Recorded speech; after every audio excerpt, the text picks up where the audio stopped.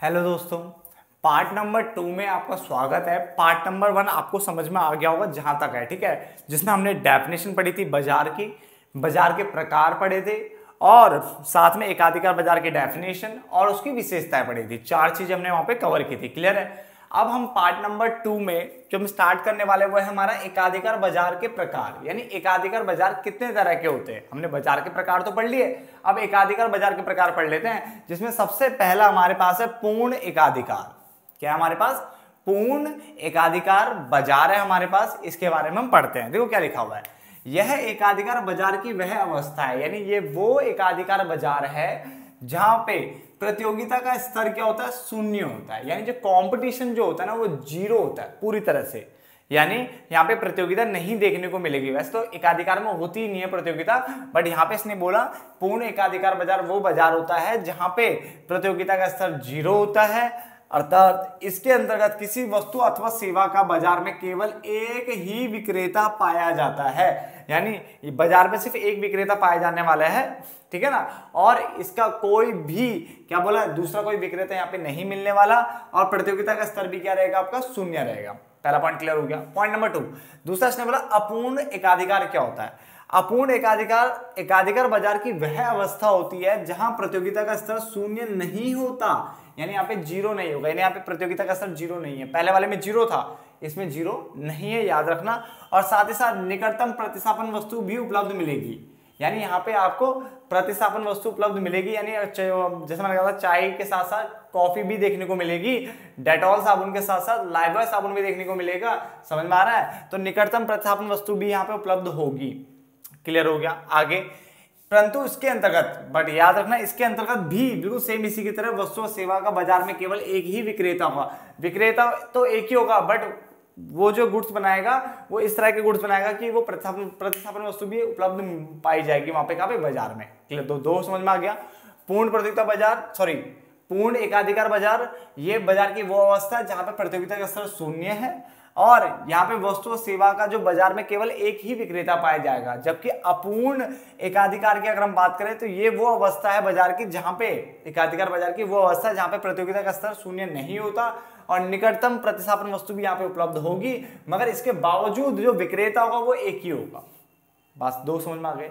Point number 3 फिर है निजी एकाधिकार। देखो नाम से समझ में आ रहा है, निजी मतलब प्राइवेट, जो प्राइवेट है, यानी इसके अंतर्गत एकाधिकार बाजार का जो नियंत्रण होगा, स्वामित्व होगा और प्रबंधन होगा, कंट्रोल, ऑनरशिप और मैनेजमेंट। ठीक है, जो कंट्रोलिंग है, ऑनरशिप है और मैनेजमेंट है वो निजी व्यक्तियों या फिर फर्मों के द्वारा किया जाएगा। प्राइवेट जो लोग हैं उनके द्वारा किया जाएगा, इंडिविजुअल्स के द्वारा या फर्मों के द्वारा, ठीक है ना। और इसका मुख्य उद्देश्य क्या है? लाभ को अधिकतम करना है। किसको अधिकतम करना है? लाभ को अधिकतम करना होता है, क्योंकि प्राइवेट वाले लोग लाभ के लिए काम करते हैं, ठीक है ना। सार्वजनिक एकाधिकार, सार्वजनिक मतलब वही ये गवर्नमेंट की बात कर रहा है, सरकारी एकाधिकार। तो इसके अंतर्गत जो एकाधिकार बाजार का जो नियंत्रण होगा, स्वामित्व होगा, प्रबंधन होगा, वो राज्य के द्वारा अथवा सरकार के द्वारा, राज्य बोलो या सरकार बोल लो, के द्वारा किया जाता है। इसका मुख्य उद्देश्य सामाजिक कल्याण को बढ़ावा देना है। देखो किताबों में तो हम पढ़ सकते हैं, माना ज्यादातर घपला सरकार ही करती है, ये आपको पता है ना, ठीक है ना। बट हम यहाँ पे पढ़ेंगे जो सार्वजनिक एकाधिकार है वो सार्वजनिक सामाजिक कल्याण यानी सार्वजनिक कल्याण के लिए काम करेगी, ठीक है, जो भी काम कर रही होगी यहाँ पे, ठीक है ना। और इसका जो होगा मेन उद्देश्य लाभ कमाना, पहले वाले का इसका लाभ कमाना है, इसका सामाजिक कल्याण को बढ़ावा देना है। क्लियर हो गए? तो 4 आपको समझ में आगे होंगे, फटाफट से नोट डाउन भी करते रहिए, आसान से टॉपिक से बच्चे। अब आगे देखिए पॉइंट नंबर 5, साधारण एकाधिकार। साधारण एकाधिकार होता क्या है? देखो ये वो एकाधिकार बाजार की वह अवस्था है जहां कीमत विभेद नहीं पाया जाता है, यानी अलग अलग कीमतें चार्ज नहीं होगी, हर किसी से एक जैसी कीमत ही चार्ज होगी। क्लियर हो गया?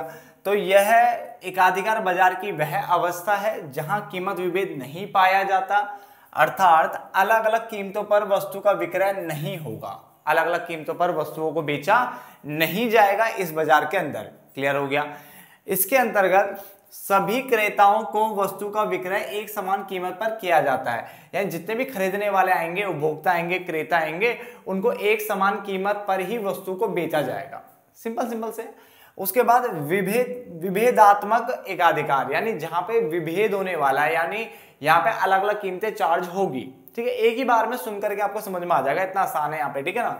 तो यह एकाधिकार बाजार की वह अवस्था है जहां कीमत विभेद पाया जाता है, अर्थात इसके अंतर्गत एक समान वस्तु का विक्रय यानी एक जैसी वस्तु का विक्रय अलग अलग कीमतों पर किया जाता है। समझ में आ गया तक, ठीक है ना। तो पहले वाले में कीमत विभेद नहीं पाया जाता, ठीक है, यानी एक समान वस्तु के लिए एक जैसा कीमत ही चार्ज किया जाता है। बट यहाँ पे क्या है, कीमत विभेद पाया जाएगा और एक समान यानी एक जैसी वस्तु के लिए अलग अलग कीमतें यहाँ पे अलग अलग उपभोक्ताओं से चार्ज किया जाएगा। क्लियर है। उसके बाद है प्राकृतिक एकाधिकार। प्राकृतिक एकाधिकार क्या होता है, जब एकाधिकार की उत्पत्ति यानी जो एकाधिकार आपको मिला है वो क्यों मिला है, प्राकृतिक रूप से किसी स्थान विशेष पर उपलब्ध कच्चे माल की उपलब्धता के कारण उत्पन्न होती है। जैसे मान के चलो आपने पुष्पा मूवी देखी है ना, लाल चंदन आपको याद होगा। अब पता लाल चंदन जहां तक मुझे ध्यान है सिर्फ इंडिया में ही होता है, तो इसका मतलब इंडिया का उसके ऊपर एकाधिकार है ना। इसके बाहर लाल चंदन किसी भी और देश में नहीं होता, सिर्फ इंडिया में ही होता है ना। तो वही यहाँ पे लिखा है। अब ये क्या अपने मतलब इंसानों ने बनाया कि नहीं यार, ये प्राकृतिक रूप से इंडिया को मिला है ना। अब जैसे बहुत सारों में, जैसे हम पहले कहते थे तेल कहीं मिलता है, अब तेल इंडिया के पास है नहीं, इंडिया के पास तो क्या है, लाल चंदन है। तो वही कॉन्सेप्ट यहाँ पे लिखा है कि जब एकाधिकार की उत्पत्ति जो होती है, यानी एकाधिकार आपको जो मिल रहा है वो प्राकृतिक रूप से मिल रहा है, प्राकृतिक रूप से किसी स्थान विशेष पर, यानी कोई भी एक स्थान पे आपको जो उपलब्ध कच्चा माल यानी जो आपको कच्चा माल मिल रहा है उसके कारण आपके पास जो एकाधिकार आ रहा है उससे कहते हैं प्राकृतिक एकाधिकार, यानी जो प्रकृति ने आपको दिया, नेचर ने आपको दिया। क्लियर हो गया। देन है कानूनी एकाधिकार। कानूनी एकाधिकार क्या होता है, जब एकाधिकार की उत्पत्ति कानूनी अधिकारों के कारण मिलती है। कानूनी अधिकार कैसे, जैसे पेटेंट आपने करा रखा है, ट्रेडमार्क करवा रखा है, कॉपीराइट, जैसे आपने देखा कॉपीराइट भी सुना होगा, बुक्स में देखो आगे देखो सी बना रहता है ऐसा कॉपीराइट, तो क्या कोई दूसरा पब्लिशर उसे छाप सकता है, कंटेंट को चुरा सकता है, नहीं कर सकता। बात समझ आ गया ना। तो ऐसे ही पेटेंट करा देते हैं लोग बाग, ठीक है ना, ट्रेडमार्क करवा देते हैं, कॉपीराइट करवा देते हैं। तो ये सब करवाने के बाद क्या होता है कि अब जिस बंदे ने इसको पेटेंट करवाया है उसका उस पर अधिकार हो गया, अब कोई दूसरा बंदा उसको चोरी नहीं कर सकता। तो वही लिखा हुआ है। तो यह जब एकाधिकार की उत्पत्ति कानूनी अधिकारों जैसे पेटेंट, ट्रेडमार्क आदि के कारण हो तो उसे कानूनी एकाधिकार कहते हैं, यानी जो कि एक कानूनी प्रक्रिया के कारण आपको मिला है। क्लियर हो गया, किसी चीज को रजिस्टर्ड करवाने के बाद। तो यहां तक नोट डाउन करो, ये सारे के सारे एकाधिकार बाजार के यहाँ पे प्रकार खत्म होते हैं। अब आगे देखिए, यहाँ पे थोड़ा इसको बढ़ाने से पहले देखो कर्व आपको सिखाऊं उससे पहले आपको थोड़ा बहुत टीआर, एआर, एमआर के बारे में पता होना चाहिए। क्लियर है, ये कॉन्सेप्ट आपकी बुक में है क्योंकि तो उसने बोला देखो संप्राप्ति या आगम क्या होता है। अगर आपको संप्राप्ति वर्ड दिख रहा है बुक में या आगम वर्ड दिख रहा है, जिसको इंग्लिश में रिवेन्यू बोलते हैं, क्या बोलते हैं, रिवेन्यू बोलते हैं। तो ये होता क्या है, तो उसने बोला उत्पादक के द्वारा उत्पादित वस्तुओं की बिक्री, यानी जो उत्पादक है ना, जो प्रोड्यूसर है, उसके जो द्वारा जो वस्तुएं जो उत्पादित की जाती है उसकी बिक्री से प्राप्त होने वाली आय को, यानी जब वस्तुओं को बेचेगा और उससे जो आय उसको मिलेगी उसी को क्या बोलते हैं, संप्राप्ति या आगम कहते हैं। तो वस्तुओं की बिक्री से प्राप्त होने वाली आय को ही क्या बोलते हैं, क्या बोलते हैं, संप्राप्ति बोल लो या आगम बोल लो, वस्तुओं सेवाएं कर लो, कोई दिक्कत नहीं। तो उत्पादक के द्वारा वस्तुओं की बिक्री से प्राप्त होने वाली आय को क्या कहते हैं, संप्राप्ति या आगम कहते हैं। यहां तक समझ में आ गया। आगे ये तीन तरह के होते हैं, कुल संप्राप्ति यानी टीआर, औसत संप्राप्ति मतलब एआर, और सीमांत संप्राप्ति मतलब एमआर। सीमांत मतलब अतिरिक्त होता है, क्या होता है, अतिरिक्त यानी एक्स्ट्रा। अब यहां पे इसने बोला कि कुल संप्राप्ति से अभिप्राय एक उत्पादक के द्वारा अपने उत्पादन की बिक्री से, यानी उत्पादक के द्वारा जो उत्पादन किया जा रहा है उसकी बिक्री से प्राप्त कुल, यहां पे क्या लिखा हुआ है, कुल मौद्रिक प्राप्तियों से, यानी मनी फॉर्म में जो टोटल जो पैसा आ रहा है उसको क्या बोलते हैं, कुल संप्राप्ति कहते हैं। यानी एक उत्पादक के द्वारा जो वस्तुओं के जो वो उत्पादन कर रहा है उसकी बिक्री से जो कुल पैसा आ रहा है, टोटल पैसा आ रहा है, उसको हमने क्या बोला, कुल संप्राप्ति बोला। जबकि औसत संप्राप्ति क्या होता है, औसत संप्राप्ति से अभिप्राय उत्पादन के प्रति इकाई, देखो क्या लिखा हुआ है, उत्पादन के प्रति इकाई की बिक्री से प्राप्त संप्राप्ति है। प्रति इकाई क्यों लिखा, क्योंकि इसका फॉर्मूला ही ये होता है, जिसमें क्यों नीचे आ रहा है तो डिवाइड करने के कारण जो निकलता है वो प्रति इकाई, यानी एक इकाई की कीमत निकलती है। क्या निकलती है, एक इकाई की कीमत निकलती है, जो कि औसतन होती है। क्या होती है, औसत रूप में भी समझाता हूं, ठीक है ना।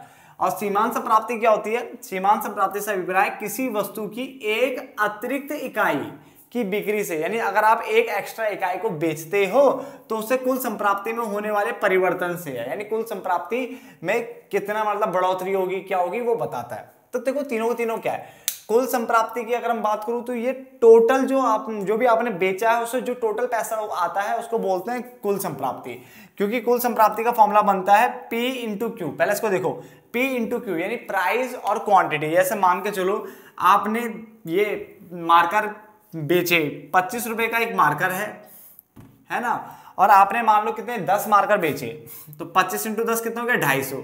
तो ये होता है आपका TR।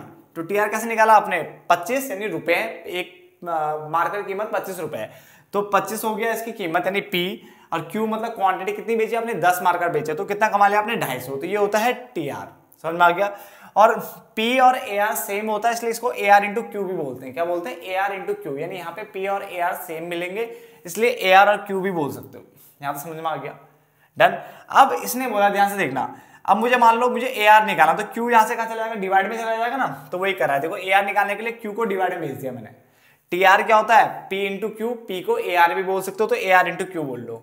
फिर Q मैंने यहाँ से यहाँ नीचे डिवाइड में डाल दिया, तो AR निकल जाएगा। तो जब Q से मैं डिवाइड करूंगा तो प्रति इकाई की कीमत निकल जाएगी। जैसे मैं बोलूंगा टोटल जो आपने कमाया था वो 250 कमाया था, और क्वांटिटी कितनी थी 10, तो एक क्वांटिटी यानी एक मार्केट कीमत कितनी निकल गई, 25 निकल गई, तो उसको बोलते हैं प्रति इकाई, ठीक है, कि बिक्री से प्राप्त आय, यानी एक इकाई की बिक्री से प्राप्त आय को औसत कहते हैं। बात समझ में आ गया।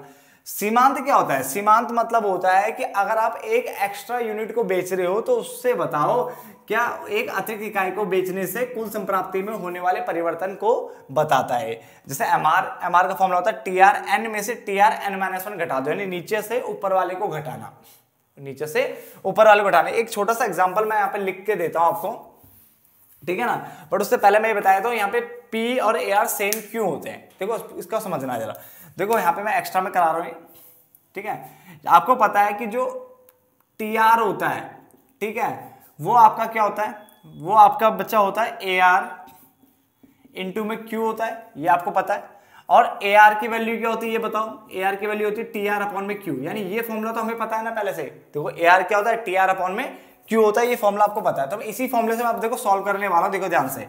AR इक्वल टू होता है, AR इक्वल टू होता है TR अपॉन में Q, है ना, और TR को क्या बोलते हैं, प्राइस इंटू क्वांटिटी भी बोलते हैं। बात समझ गया, TR को क्या बोलते हैं, प्राइस इंटू क्वांटिटी, तो क्वांटिटी से क्वांटिटी कट गया, तो AR किसके बराबर आ गया, P के बराबर हो गया। बात समझ आ गया, इसलिए AR को P भी बोलते हैं, डन।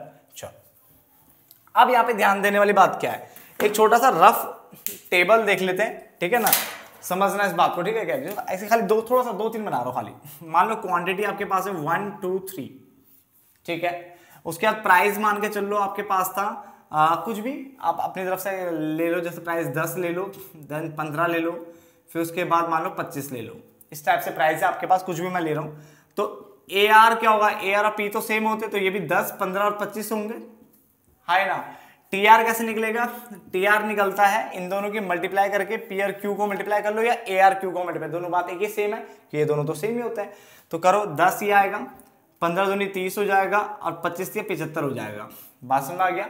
और MR कैसे निकलेगा, MR निकलेगा TRN में से TRN-1 घटाना, मतलब नीचे से ऊपर घटाना, ठीक है। तो पहले यूनिट में तो सारे सेम होते हैं, तो ये भी 10 ही होगा। अब नीचे से ऊपर घटाओ, 30 में से 10 गया, कितना हो गया 20, और 75 में से ये गया तो कितना आ गया 45 आ गया। तो नीचे से ऊपर वाला घटाना होता है बस। TRN जैसे N का मतलब मान के चलो 2 है सपोज करो, तो TR 2 में से TR 2 माइनस 1 यानी N-1 मतलब 2 में से घटा दो, TR 2 में से TR 1 घटा दो, तो 2 में से 1 घटा दो, 30 में से 10 गया 20। ऐसे इसको देखो TRN, N कितना है 3, है ना, तो TRN है ना, तो TR 3 में से 3 माइनस 1 कितना आएगा 2, यानी ऊपर वाला, तो 3 में से 2 वाला घटा लो, तो इसका मतलब इस तरह से पढ़ा जाता है। बात समझ में आ गया, यहाँ तो कोई दिक्कत नहीं।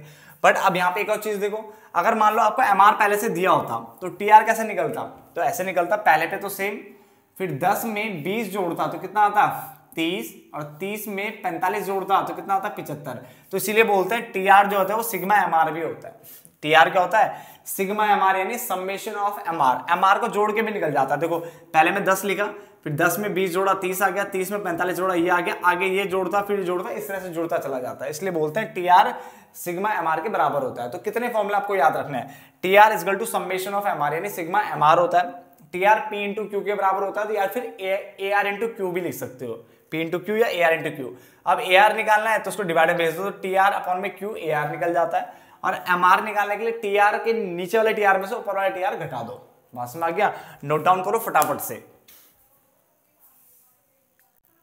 चलो एक काम करते हैं, इस पार्ट को भी यहीं पे रोक लेते हैं, ठीक है, 15 मिनट की वीडियो बन गई है, वरना बोरियत हो जाती है ना, इसको यहीं पे रोक लेते हैं। नेक्स्ट पार्ट में थोड़ा और आगे बढ़ते हैं, ठीक है, इस चैप्टर को, क्योंकि पहला वाला थोड़ा बड़ा है, पहले 2 बड़े हैं थोड़े से, उसके बाद फटाफट से निपटा देंगे, ठीक है ना। धन्यवाद दोस्तों।